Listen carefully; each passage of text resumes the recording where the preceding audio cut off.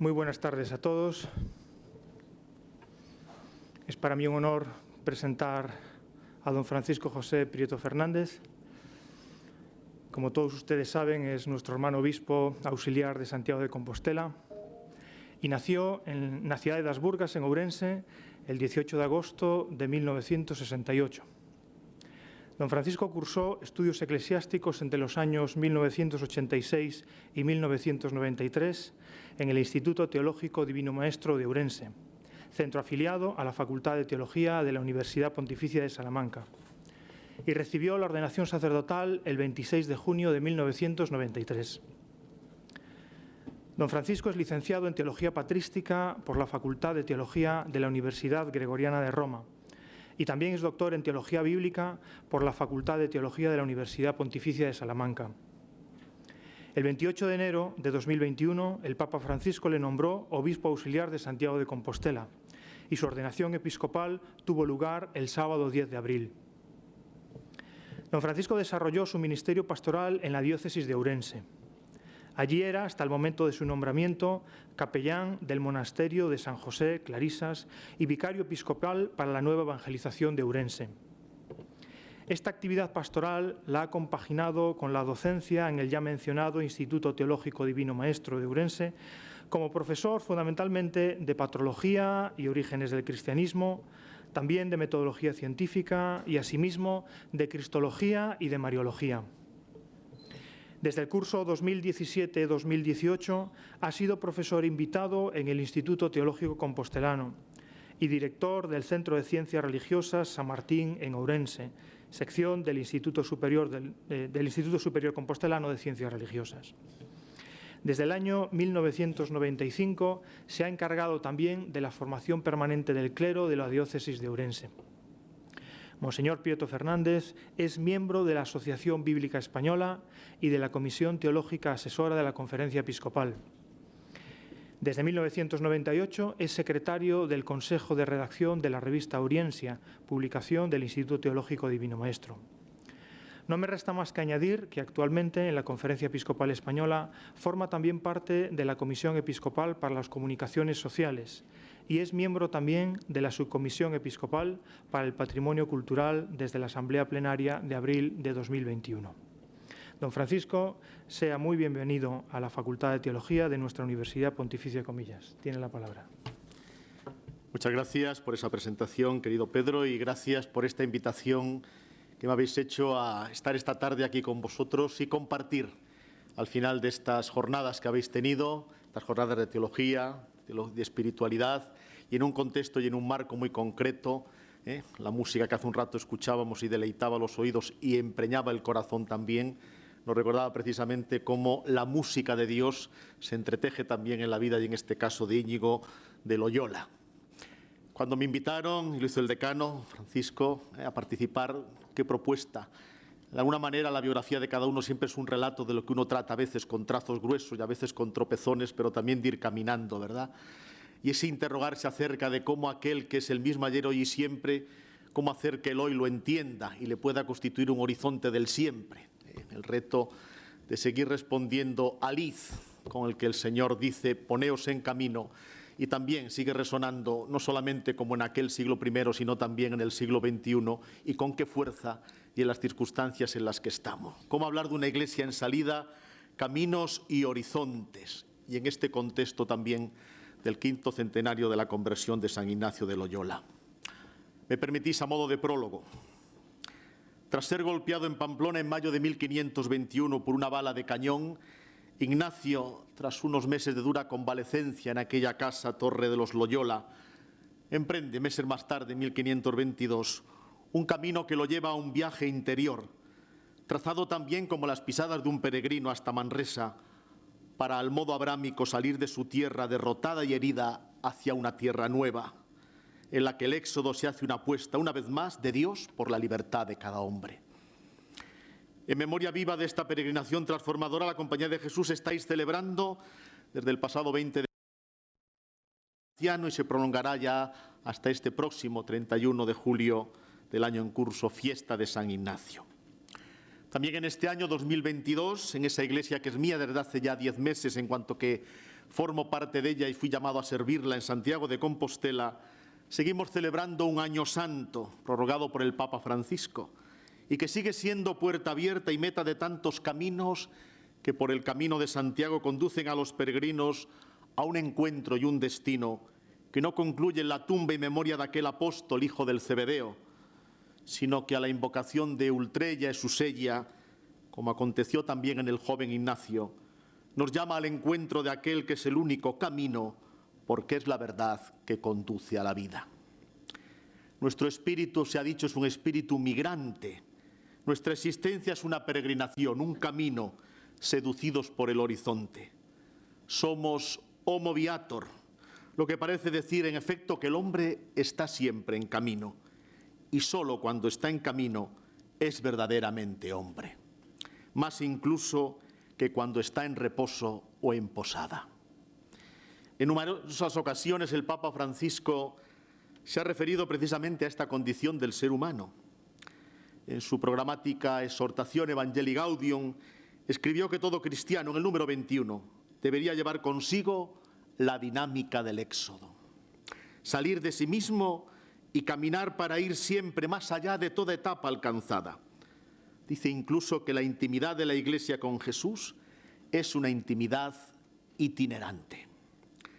La Iglesia siempre ha sido peregrina y hoy más que nunca debe asumir de nuevo el riesgo de salir de la tierra de las rutinas, de las comodidades y las seguridades, advertir y apreciar con Don Quijote que más vale camino que posada o que el camino es mejor que la posada. Una de las imágenes más evocadoras sobre la Iglesia y su misión es la de la barca. Los padres refirieron a la Iglesia y su misión estas conocidas escenas de los Evangelios que hablaban de llamada y tempestad y de enseñanza y de pesca abundante. En las orillas del lago de Galilea comienza una travesía en la que el Señor enseña, socorre las tempestades y hace fecundo y abundante el esforzado bregar. Si alguna vez lo habéis hecho, habéis entrado seguramente en la Basílica de San Pedro en Roma, en el atrio, en el Nartes, antes de entrar por la puerta de los sacramentos, si os dais la vuelta y miráis hacia arriba, hacia la plaza, pero hacia arriba del Nartes, descubriréis sobre la cancela central los restos reconstruidos del famoso mosaico de la Navicella del Giotto, obra que es resto salvada de la basílica medieval anterior. Los apóstoles en plena tempestad guardan el equilibrio en la frágil barca y observan cómo Cristo, caminando sobre las aguas, sostiene con su mano a Pedro para que no se hunda.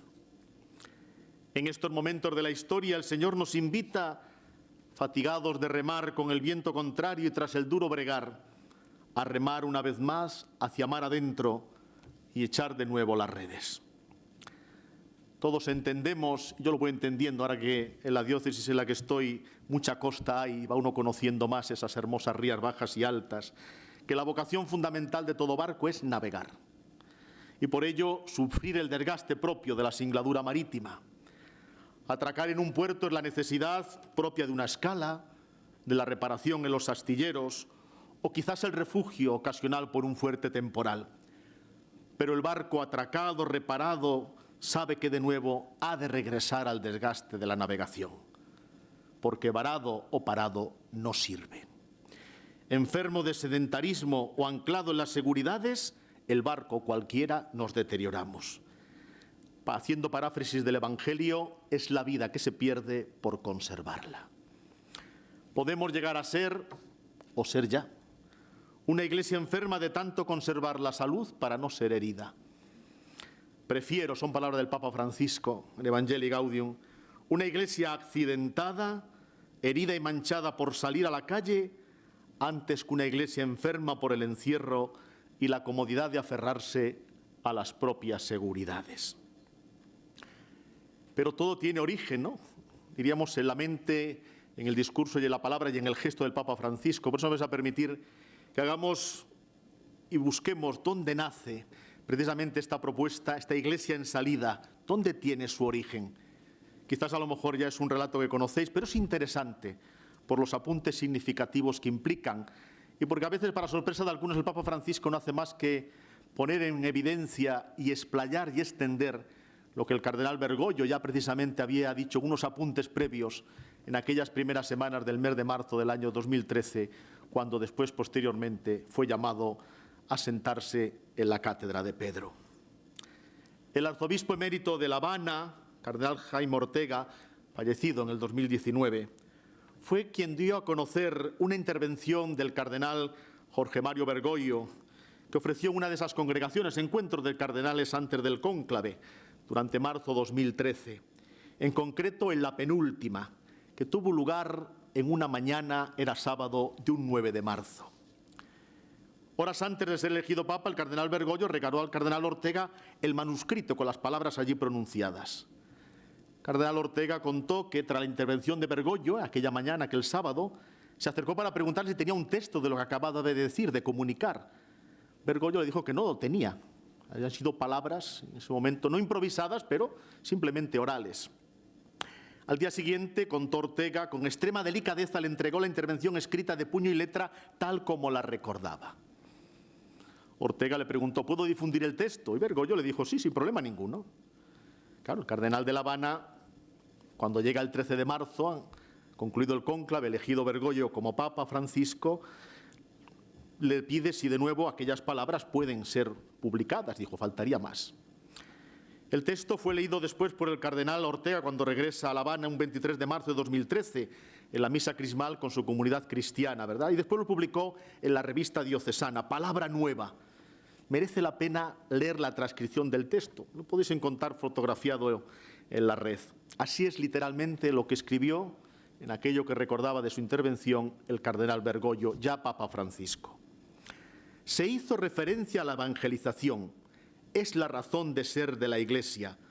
Y entre comillas, cita Pablo VI, la dulce y confortadora alegría de evangelizar. Es el mismo Jesucristo quien desde dentro nos impulsa. 1.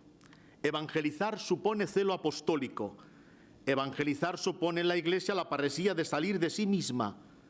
La Iglesia está llamada a salir de sí misma e ir hacia las periferias, no solo las geográficas, sino también las periferias existenciales, las del misterio del pecado, las del dolor, las de la injusticia, las de la ignorancia y la prescindencia religiosa, las del pensamiento, las de toda miseria. Punto 2. Cuando la Iglesia no sale de sí misma para evangelizar, deviene autorreferencial y entonces enferma. Pone un confer, dice, la mujer encorvada sobre sí misma del Evangelio. Los males que a lo largo del tiempo se dan en las instituciones eclesiales tienen raíz de autorreferencialidad, una suerte de narcisismo teológico. En el Apocalipsis, Jesús dice que está a la puerta y llama. Evidentemente, el texto se refiere al que golpea desde fuera la puerta para entrar.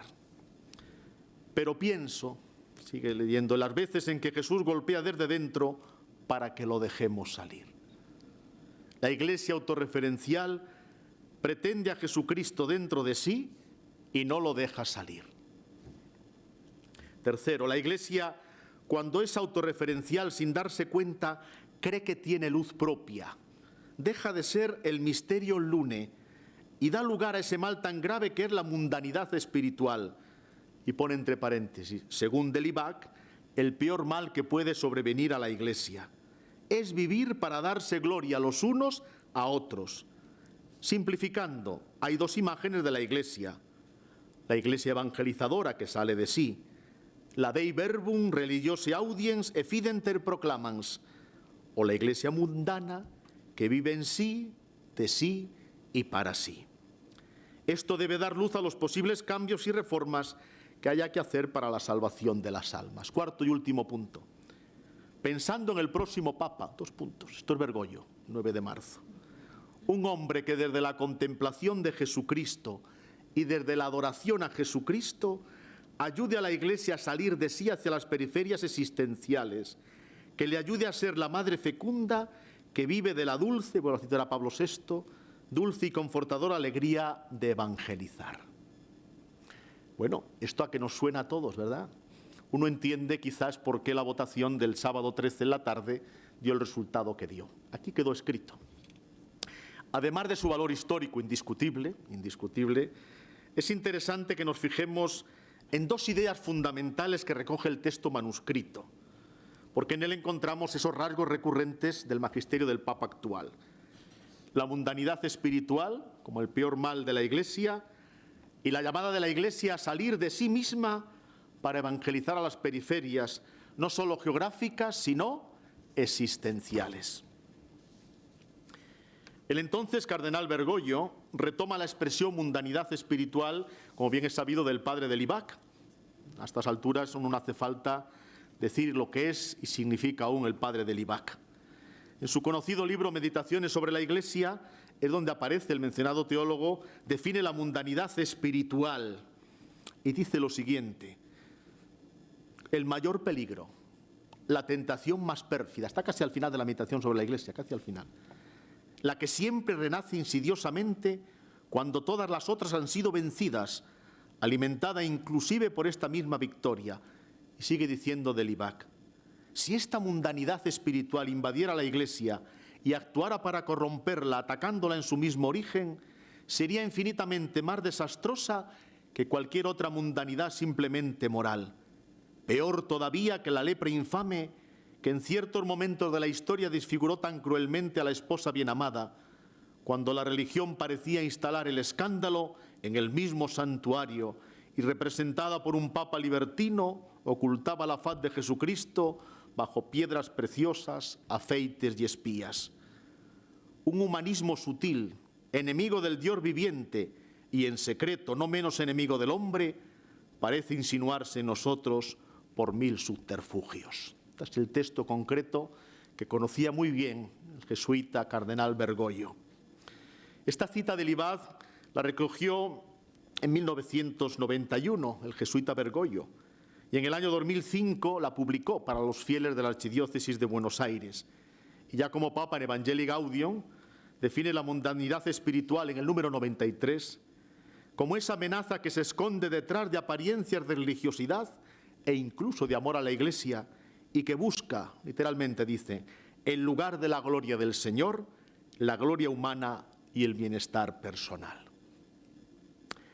La otra idea importante, y esta me toca mucho más de cerca por querencia, es cuando el cardenal Bergoglio recoge una conocida imagen, no es originalmente de los padres, pero los padres la hacen suya, el misterio luni, ¿no? Misterio de la luna. Esta es una fórmula que aparece en algunos padres, por ejemplo, San Ambrosio, San Agustín la desarrollan bastante. Una manera de sugerir cuál es la verdadera naturaleza, el verdadero ser de la Iglesia y el obrar que le corresponde en consecuencia. Los antiguos cristianos no solamente supieron ver en el sol Helios, a Cristo, ¿verdad?, la imagen resplandeciente de Cristo, sol de justicia, sino que vieron también en la luna, Selene, el símbolo maternal que acoge humildemente la luz, de tal manera que eso expresaba la figura de María y la figura de la Iglesia. Es conocida aquella expresión de San Ambrosio en la que afirma que, como la luna, la Iglesia no resplandece con luz propia, sino como con la de Cristo, y toma su resplandor del sol de justicia. Eres de verdad feliz, oh luna, porque has merecido señal tan grande, dice el obispo de Milán. Feliz no por tus novilunios, sino por ser señal de la Iglesia. Y también San Agustín se hará eco posteriormente de esta visión de la Iglesia. En cuanto a la luna, recuerdo haber prometido considerar en este salmo cuán adecuadamente significa la Iglesia. También por la luna se entiende la Iglesia, porque no tiene luz propia, sino que la ilumina el Hijo unigénito de Dios, al que las Santas Escrituras llaman en muchos lugares de forma alegórica Sol. Todos estos textos y algunos más están en dos interesantes trabajos de aquel, podríamos decir como los Machados, ¿no?, aquel famosísimo Hugo Ranner que tenía un hermano que se llamaba Karl Rahner. Pues Hugo Ranner tiene dos magníficos estudios, precisamente uno sobre los símbolos precisamente de la Iglesia y otro muy bueno, mitos griegos en interpretación cristiana. Ahí Hugo Ranner desbroza, con esa paciencia con la que se hacían estos trabajos, precisamente estos textos y concretamente dedica un apartado importante al sol y la luna como misterios de Cristo y de la Iglesia. Muy interesante. Bueno, el misterio de la Iglesia como misterio luni ofrece interesantes sugerencias para entender cómo ha de ser el ser y el obrar de la Iglesia. La luna es imagen de la Iglesia porque recibe la luz del sol. La luz que la Iglesia refleja no es suya y por ello no puede ser el centro ni ser el objeto de la mirada de los hombres. Por eso no es propia de ella la imagen del sol, aunque a veces hayamos podido caer en esa tentación. No somos nosotros, es el Señor, es el Espíritu el que guía a la Iglesia, dice el padre de Libac en su Paradoja y Misterio de la Iglesia. Como podemos comprobar, el pensamiento y el proyecto pastoral que el entonces cardenal Bergoglio enunciaba para el futuro Papa desarrolla una llamada siempre presente en la verdad de la Iglesia desde sus inicios y que el Concilio Vaticano II hizo suyo de manera muy especial, tal como evoca las primeras palabras de Lumen Gentium. Cristo es luz de los pueblos.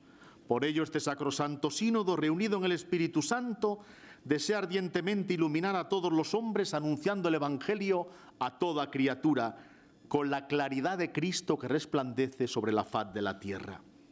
Es aquí, y no desde otras hermenéuticas, como debemos entender al cardenal Bergoglio, Papa Francisco, y su propuesta de una Iglesia en salida de sí misma y al encuentro del hombre, como signo e instrumento de la unión íntima con Dios y de la unidad de todo el género humano, como bien sabemos, dice Lumen Gentium 1. Lo que el cardenal Bergoglio proponía es la antítesis de una Iglesia concebida únicamente como una organización de meros fines piadosos o sociales, tranquilamente asentada en la cultura del relativismo.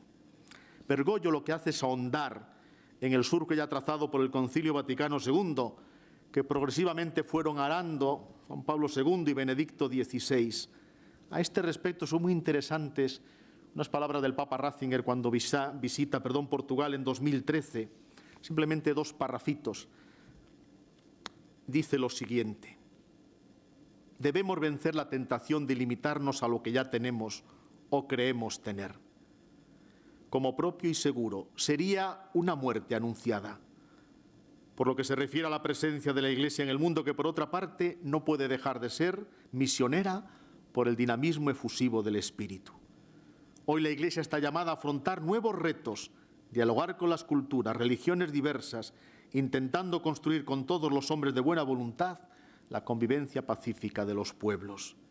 Nos espera no solamente los pueblos no cristianos y las tierras lejanas, sino también los ámbitos socioculturales y sobre todo los corazones que son los verdaderos destinatarios de la acción misionera del pueblo de Dios.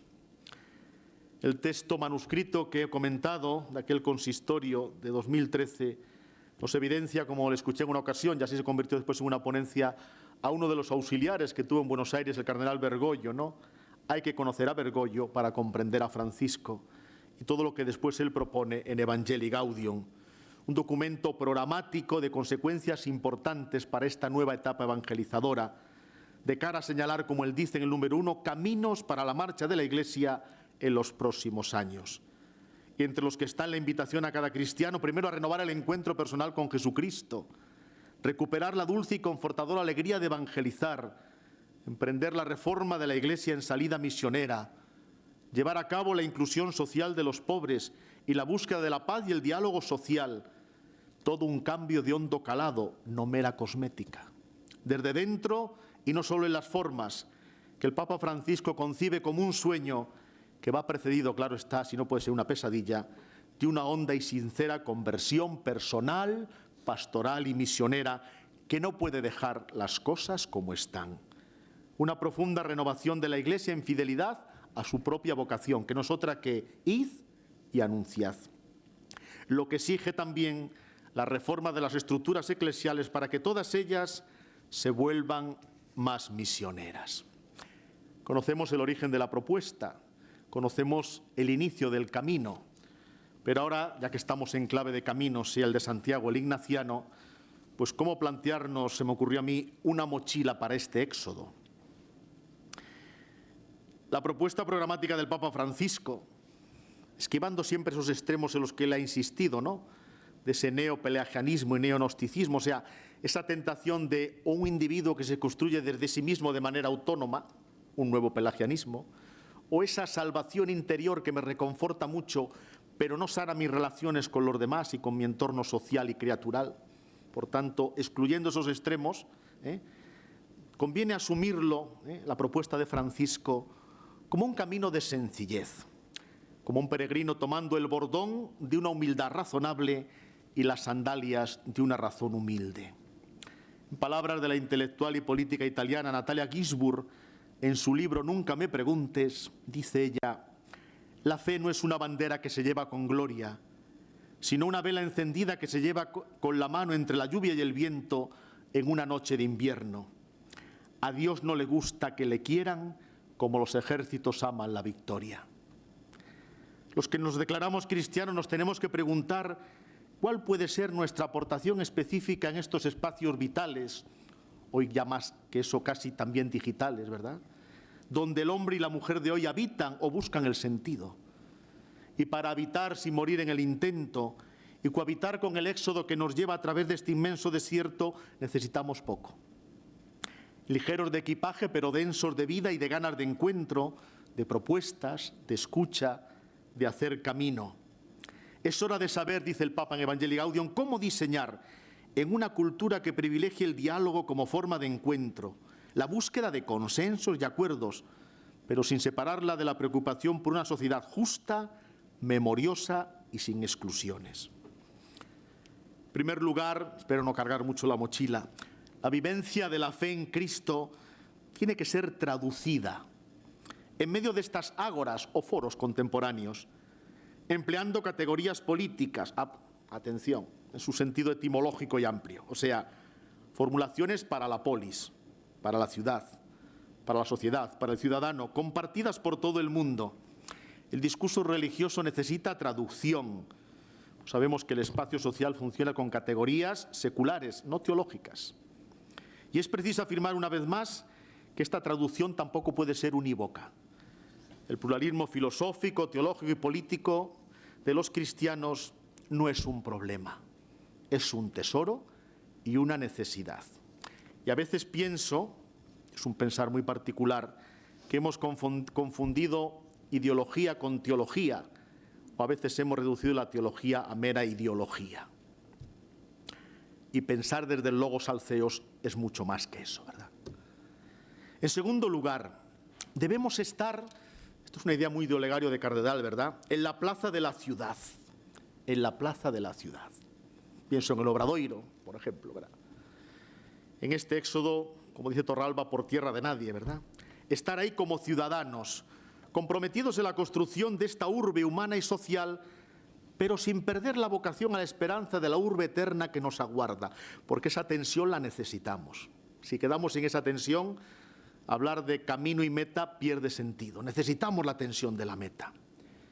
Como decían en el siglo II, se decía sobre los cristianos en el anónimo escrito a Diogneto, tantas veces citado, 5:5, toda tierra extraña a su patria y toda patria les es extraña. Pero estamos llamados a ser, el mismo Diogneto, alma del mundo, o sea, parte viva y vivificante, con ánimo y con ánima.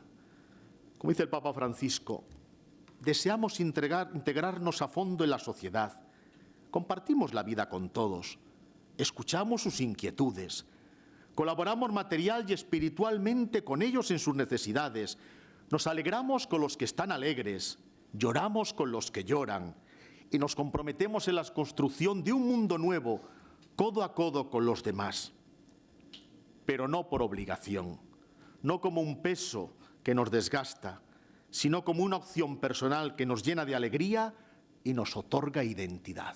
Es en el número 268. Implicados en ese espacio vital y social, familiar y convivencial, laboral y de ocio, donde se bate, se debate y se desgasta el pulso de la vida, de las emociones, de los desafíos, ya sea en la parada del autobús o haciendo la compra en el supermercado, ahí está la vida. Donde no cabe temer al diverso y al distinto, sí cabe temer a los prejuicios que arman, antes hablaban de la coraza del soldado, ¿verdad?, que arman al laicismo excluyente o al creyente maniqueo. Hay pocas cosas más atrevidas que la ignorancia.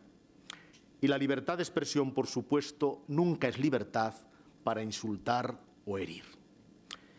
Confundir laicidad, pues diríamos la concepción aconfesional, neutral del Estado, que facilita la plena libertad de conciencia y religiosa de las personas, con el laicismo, que lo que pretende es expulsar, excluir lo religioso de la vida pública. Digo que confundir ambas nos puede conducir a una democracia limitada que no respete la libertad de conciencia de los otros y las diferentes opciones que se presentan ante una conciencia libre. Defender la laicidad en el ágora, diría un griego, en el foro, diría un romano, en contraposición al laicismo, es defender la diversidad social frente a aquellos que quieren imponer un pensamiento único, de la orilla que sea, o lo peor es arrogarse el monopolio de los que se debe discutir en la esfera pública. El discurso pétreo, monolítico, unívoco, donde solo existe la necesidad y se evapora la posibilidad como potencial de transformación. Deberíamos superar mentalidades numantinas, de atrincheramiento, ¿verdad? Sea en el campanario o en cualquier otro espacio, ¿verdad? Y evitar rugidos amenazantes tanto en las propuestas religiosas como políticas. Tenemos que estar enraizados en la vida de cada día, vivir en aquella ciudad que nos toca como espacio vital, donde cada uno de nosotros nos expresamos como persona, como profesionales, como compañeros o vecinos. Dice Olegario de Cardedal que cuando nos desacreditamos en un campo tan fundamental como este, no se tiene credibilidad en los demás. No se tiene credibilidad, ante los demás, porque hay palabras sagradas cuya realización o negación acreditan o desacreditan a una persona. Libertad, justicia y verdad. Quien carece de ellas porque se le niegan o las niega en primera persona, carece de dignidad. Ninguna forma de vida, ¿verdad?, encausta todas las necesidades humanas, ninguna política es plenamente coherente con el reino de Dios, ciertamente, quizás porque la política es cosa de los hombres, así va, y el reino de Dios es Dios mismo. Y tercer lugar, para esta mochila, en tercer lugar, procuremos, por ejemplo, también vaciar la mochila de esos productos que a veces les sobran, de pensamiento light, ¿verdad? Ingredientes de ideas débiles, la cultura posmoderna, donde no hay fuerza para elaborar utopías, no se proponen tesis sólidas que piensen la condición humana, qué es lo bello y lo feo, qué es lo malo y lo bueno, ¿verdad? Pensamiento disperso, frágil, sin memoria, a veces visiones desarraigadas del ser humano. El pensamiento débil no alimenta el espíritu, lo narcotiza, o sea, es como, alguien dijo, me hizo gracia esta expresión, una borrachera con la botella vacía. En el pensamiento líquido sobre el que nos alertaba Bauman, ¿verdad? Ahí están sus escritos, sociedad, tiempos, amor, vida, miedo, modernidad, líquidos, ¿verdad? Es la vida emocionalmente tranquila que ofrece el mercado de los que pacifican el alma. Es la cultura de lo banal, de la evasión, del sujeto que huye de sí mismo, porque no se enfrenta en serio con lo que significa ser hombre. Como dice el Papa Francisco, evocando a Platón, es cuando se suplanta la gimnasia por la cosmética. Dice Sabater, en estos días tibios y posmodernos en que vivimos, ni el creyente practicante ni el ateo practicante son fáciles de encontrar. ¿Para qué declararse ateo si con un discreto agnosticismo puede uno quedar bien con la razón moderna y además conservar algo de poético perfume que nunca falta en cualquier religión que se precie? Líquidos, ¿verdad?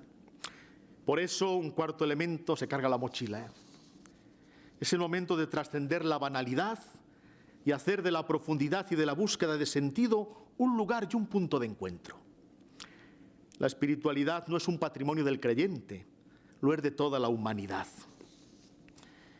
El cultivo de lo espiritual, dice Torralba, hace referencia a un plano de realidad superior del ser humano, superior, pero que también puede ser interior a él mismo, y frente al cual el ser humano se sitúa en una actitud de búsqueda y a la vez de acogida en actitud reverencial, de búsqueda de realidades que no poseemos nunca suficientemente, dotadas de espesor que enriquecen al ser humano y lo llevan a indagar en lo hondo de la realidad, la propia y la ajena.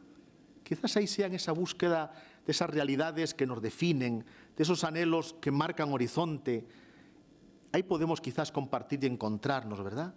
Ojalá seamos radicales, no por los extremos, sino porque busquemos enraizar la vida. Y ahí podemos encontrarnos unos y otros, en los enraizamientos que necesitamos para que el árbol crezca fuerte. No cabe duda que estamos en una época religiosa, eso es cierto, pero claro, ¿a qué llamamos religioso, no? difusa, implícita, difuminada, tranquilizadora, emocional, sentimental, un espacio propio, un refugio. Bueno, podía ser la tentación de un neognosticismo muy claro, ¿verdad? Ahora bien, el paso de la espiritualidad a la fe no es una continuidad, dicen quienes saben de esto mucho más que yo, y por eso tomo la cita, sino un acto nuevo de libertad, donde se produce la acogida de una llamada y la respuesta libre a la misma. Y todo ello sin garantía. Es el gran desafío de la fe, dice Edith Stein en una de sus cartas. Por eso, más que el ateísmo, dice el Papa Francisco, hoy se nos plantea el desafío de responder adecuadamente a la sed de Dios de mucha gente, para que no la paguen en propuestas alienantes o en un Jesucristo sin carne y sin compromiso con el otro. Para ello no basta con despreciar simplemente, sería la postura integrista, y tampoco con asumir sin más, sería el sincretismo. Se trata de ofrecer y proponer la fe cristiana como una propuesta humanizadora y trascendente del sentido primero y último de la vida, ya aquí y más allá todavía, desde el Dios de Jesucristo, con rostro. Llamados a ser levadura en esta masa tan amorfa y tan líquida, ¿verdad? No podemos ocultar el talento que se nos ha dado, porque la palabra es el primer acto fundante. En el principio era la palabra. Y el Evangelio, palabra encarnada, es encuentro. Con San Pablo en la segunda Corintios, creemos, acogida desde la libertad a la llamada, por eso hablamos. Dicen que la luz, y es cierto, no oculta los colores, los intensifica. Un quinto momento es aligerar. Sería vaciar la mochila de ese equipaje que se acumula y nos pesa sin darnos cuenta. Es como el armario, hay que repasarlo una vez al año, ¿no? Porque está lleno de cachivaches. Dicen por ahí que nos acusan a los cristianos, que somos el rostro de Iglesia, ¿verdad?, de quejarnos demasiado, de ser antipáticos o críticos en demasía. No añoremos con melancolía aquello de que cualquier tiempo pasado fue mejor. Yo cuando a veces estás en diálogo con alguien y te dice, es que en mis tiempos, entonces yo lo miro y le digo, ¿es usted alguna aparición? ¿Es usted una foto, una imagen de sí misma?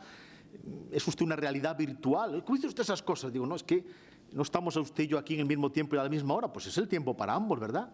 Tendremos distintas edades, pero este es su tiempo también, ¿verdad? ¿Cualquier tiempo fue pasado fue mejor? Pues no lo sé, tampoco el de ahora es el no va más. Estamos como estamos y en el momento que vivimos. Hoy no es más difícil que antes, dice el Papa Francisco, es solo distinto. Mantener una posición crítica no significa usar el no por bandera, sino que digamos un sí a todo aquello que hay, diría los clásicos, diría un griego, que hay de bueno, bello y verdadero, ¿verdad? Y noble la persona humana, que es mucho. Dar razón de nuestra esperanza, pero no como enemigos que señalan y condenan. Quizás sería bueno suplicar con esa hermosa plegaria eucarística que dice, inspíranos, Señor, el gesto y la palabra oportuna frente al hermano solo y desamparado. Necesitaríamos decirlo muchas veces. Presentes en la sociedad, pues ¿por qué no? Con una sonrisa y no con el ceño fruncido. Todos conocemos la cita de Nietzsche en Así habló Zaratustra. La leemos una vez más. Mirad a los cristianos, siguen a un resucitado y sus caras son de muertos. ¿Cómo voy a creer a estos cristianos que siguiendo a un Salvador no tienen cara de redimidos? A ver si le respondemos al maestro de la sospecha, ¿verdad? A uno de ellos. Como dice el Papa Francisco, ¿verdad? Esas expresiones que todo el mundo le entiende, le pasaba como a Jesús, ¿eh? Todo el mundo lo entendía. A nosotros no tanto. Cuando habla de los cristianos que viven una cuaresma sin Pascua, o tienen permanente cara de funeral, o se dedican a gastar las energías en controlar, ¿verdad? Es la tentación de los visillos. ¿Dónde queda ante esto la dulce y confortadora alegría que brota de la frescura original del Evangelio? Nos podía preguntar Pablo VI, hoy San Pablo VI, desde Vangeli Nunciandi. ¿Dónde queda, como escribía Bergoglio, recordando a Pablo VI, la dulce y confortadora alegría de evangelizar?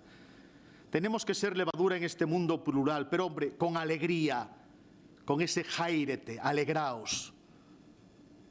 ¿No os dais cuenta que la primera palabra que Dios dirige al hombre en esos tiempos nuevos tan esperados y aguardados por boca del ángel, ¿cuál es? Alégrate, le dice a María, aquella joven mujer de Nazaret. Alégrate, nos dice a nosotros. Es primera palabra, quiere decir que por tanto es palabra permanente. Como aquel saludo de Jesús también en la mañana de Pascua. No busquemos entre los muertos al que vive, ¿verdad? En sexto lugar, ya vamos acabando la mochila, la aportación de los creyentes de la Iglesia, que sea una aportación profética, nunca acomodaticia. Respondamos a las necesidades y inquietudes del presente, aquello de Rilke, ¿verdad? Amemos las preguntas, escuchemos, no demos respuestas a preguntas que nadie nos hace. Amar las preguntas es amar a quien las pronuncia, escuchar el corazón del hombre y la mujer de este tiempo. Amemos a quien pregunta, ¿verdad?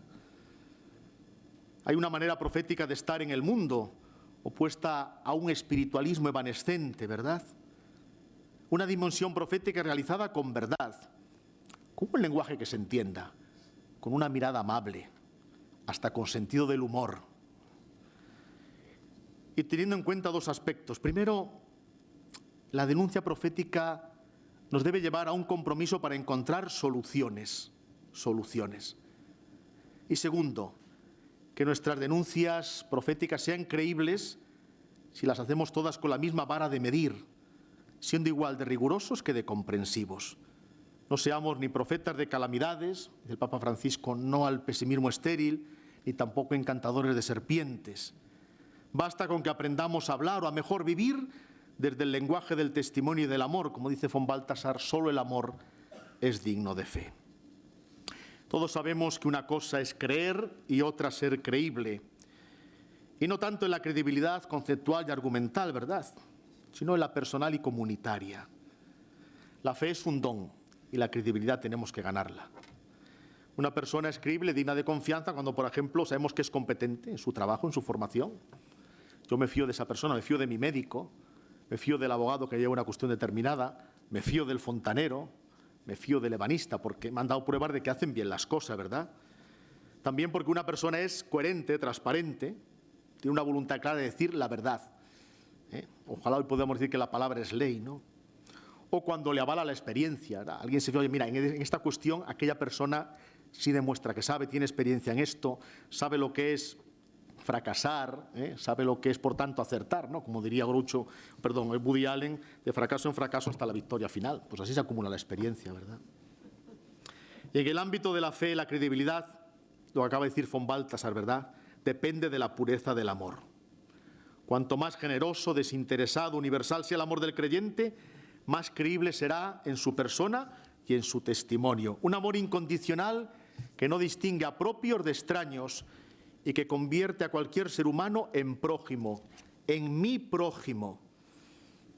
En el hermano está, lo sabemos, la prolongación permanente de la encarnación. Descubrir que el verdadero conocimiento de Dios es conocimiento del hombre. Solo cuando nos estremecemos desde las entrañas, cuando nos duele el corazón, decía el Papa Benedicto, hay síntomas de lo divino. O como diría San Agustín, ¿verdad?, hay que edificar siempre el doble amor a Dios y al prójimo, porque son el mismo. Cristianismo es la religión del ágape, ¿verdad? ¿Recordáis de Euscaritas es, toda la primera parte? Ese amor eros, amor ágape. Con hondura y belleza, lo acabo de citar, lo recuerda el teólogo Balthasar. Cristianismo es la religión del logos, de la palabra, pero de un logos al servicio del ágape. Es el amor entregado, ¿verdad? Es ese amor preferencial, que renuncia. Es ese amor que sabe que no excluyendo, sino integrando, asume la diferencia del otro. Solo así haremos un ejercicio inteligente del amor, donde la palabra se hace acción, movimiento, compromiso, como aquella palabra que se hizo carne y habitó entre nosotros desde la eternidad del tiempo. Y esto, que no sea una mera estrategia de argumentos o de propuestas de marketing, es que esto radica en el mismo estilo de Jesús. Hay que amar sinceramente al hombre y la mujer de este tiempo con el que compartimos vida, espacio, preocupaciones, poniendo tanto empeño en defender lo justo como denunciar lo injusto, en rechazar lo malo como promover lo bueno. Eso sí, sin caer en ingenuos buenismos, pero también reconociendo las sinceras bondades que hay en los demás. Yo siempre me pregunto, si Dios vio ya al principio que todo era bueno y que el hombre y la mujer creados eran muy buenos, ¿por qué tenemos que mirar al mundo y sus gentes con la lupa de la sospecha? Mejor sería atender el mundo con el oído grande y abierto de la escucha. Dice el Papa Francisco en Evangelii Gaudium 88, el ideal cristiano siempre invitará a superar la sospecha, la desconfianza permanente, el temor a ser invadidos, las actitudes defensivas que nos impone el mundo actual. Ante esta individualidad que nos acecha, ¿no?, ese peligro del neopelagianismo, ¿verdad?, ese peligro de construirse uno a sí mismo, donde a veces el individuo acaba convertido en una mercancía que se compra, que se vende y que tiene precio, ¿verdad?, conviene afirmar que no es en soledad o aislamiento, sino en fraternidad donde el hombre, cada persona, puede respirar para vaciarse de excesos y colmar los vacíos, pero no emborracharse con una botella vacía. Los cristianos aquí tenemos una responsabilidad en medio de este tiempo pandémico, ¿verdad? Ser testigos al mismo tiempo de la paternidad de Dios y, consecuentemente, de la fraternidad en Cristo, ¿no? Como dice el maestro San Juan de Ávila, no le puedes llamar padre si no lo tienes por nuestro. Ambos van de la mano, ¿no? Llamarlo padre porque lo tenemos por nuestro, hijos y hermanos, ¿verdad? Tenemos que mostrar en concreto que paternidad y fraternidad engendran vida, compañía, cercanía y esperanza en tantas personas que viven y arrastran soledad. Ha sido la gran pobreza que asomó de la pandemia que estamos viviendo, ¿verdad? Esa soledad de tantas personas que de repente se descubrieron confinadas y solas. Desvalidos en la orfandad, errantes a veces en esta tierra de nadie, que puede ser marginalidades duras, extremas, periferias en las que es muy difícil volver al camino que recorremos. Un escenario dramático en el que todos, más que espectadores, quisiéramos serlo, somos actores y también con responsabilidad. Debemos ser testigos al servicio de una vida más humana y humanizada, entendida siempre como tarea, o mejor dicho, como don y como tarea, siempre. Ambas son realidades que antropológicamente tienen un fundamento teológico claro. Todo nos es dado, para todo hacerlo nuestro, hacerlo tarea, hacerlo compromiso. Todo nos es dado para hacerlo tarea. Frente a las pretensiones que convierten a esta vida en un mero producto, en un mero bienestar, debemos desarrollar todo lo que significa cualidad de la persona, todo aquello que es en la persona capaz de amor y de libertad, llamados a crecer en la convivencia y en el diálogo social, como ciudadanos, como cristianos, como testigos, como Iglesia. Tenemos en el corazón y en la vida una tarea irrenunciable e inexcusable: hacer de la fraternidad un sustantivo de la condición humana y, por supuesto, un sustantivo del ser y hacer cristiano y eclesial en medio de la sociedad. Y ya concluyo. Hemos nacido, y digo hemos nacido porque así fue, como Iglesia, como cristianos, en espacios periféricos. Del pequeño Belén a la Galilea de los gentiles. Y desde ahí hasta Jerusalén, que era más bien centro por ser autorreferencial. Pero no olvidemos que la cruz fue clavada a las afueras de Jerusalén. Y en un huerto cercano también fuera la sepultura la que alumbró la esperanza de la resurrección. Es el camino que recorrió Jesús y también el que debe recorrer la Iglesia. ¿Quién nos recuerda Redentor Hominis 13? Jesucristo es el camino principal de la Iglesia, Él mismo es nuestro camino hacia la casa del Padre y el camino hacia cada hombre.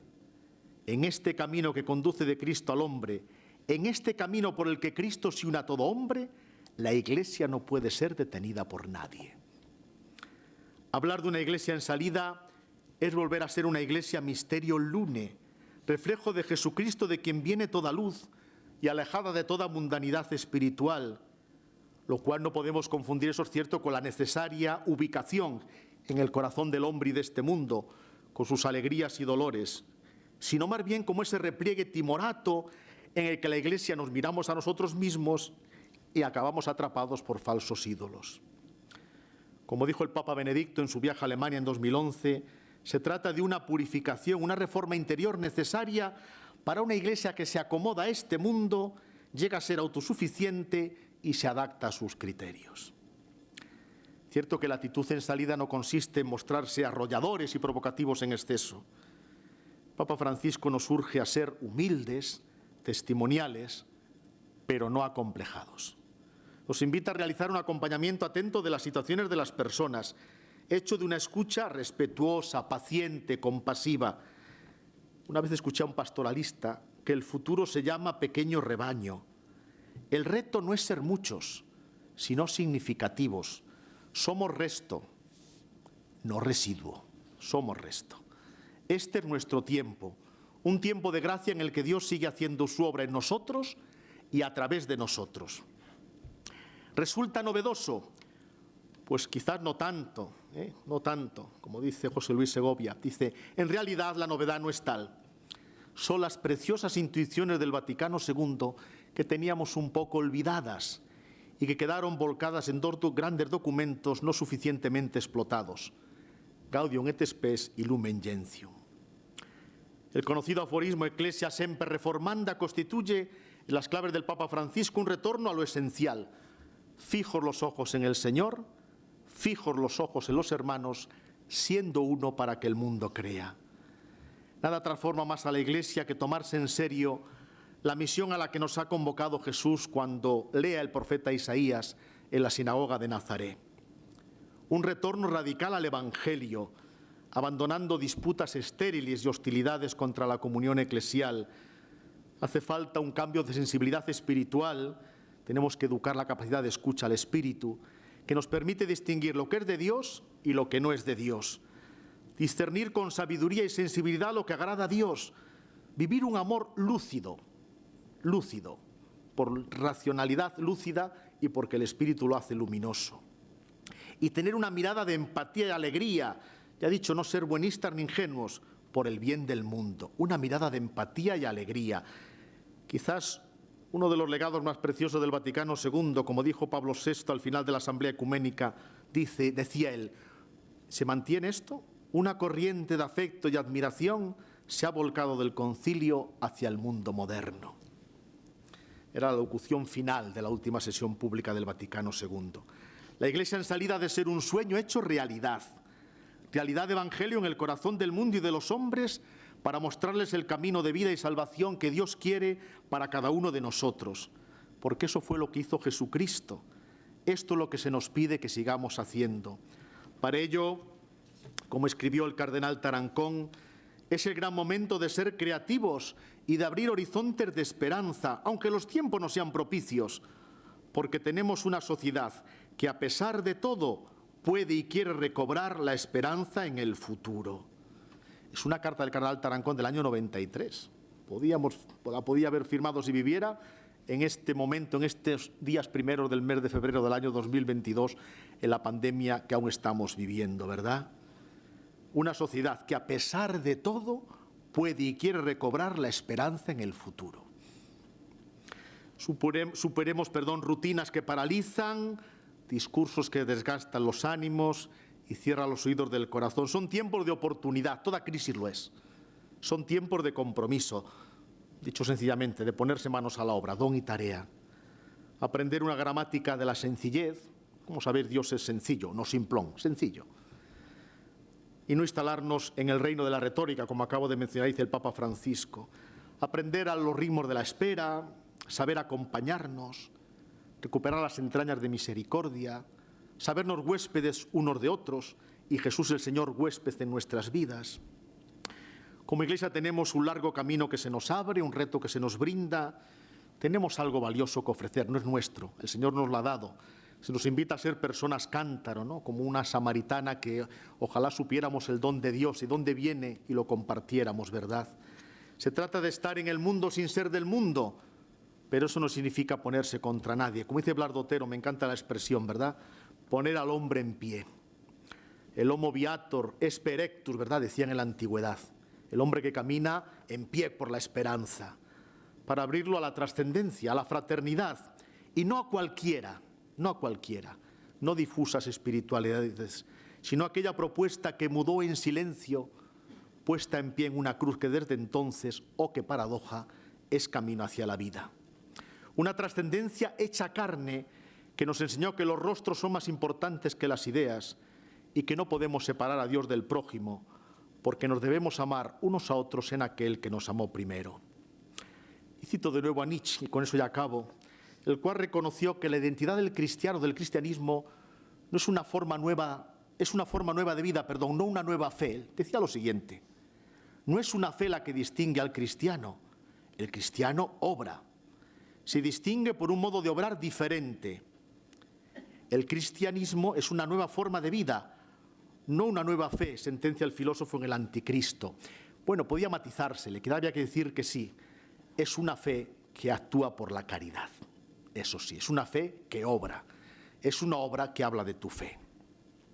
Pues quizás sea el camino que debamos recorrer, llevar a todos la vida nueva de Jesucristo, Hijo de Dios y Salvador. Y para que esto suceda, como dice el Papa Francisco, alejados de una pura cosmética, que Jesús sea el centro real y vital de la comunidad eclesial, del evangelizador, como diría San Pablo, hasta que Cristo se forme en vosotros.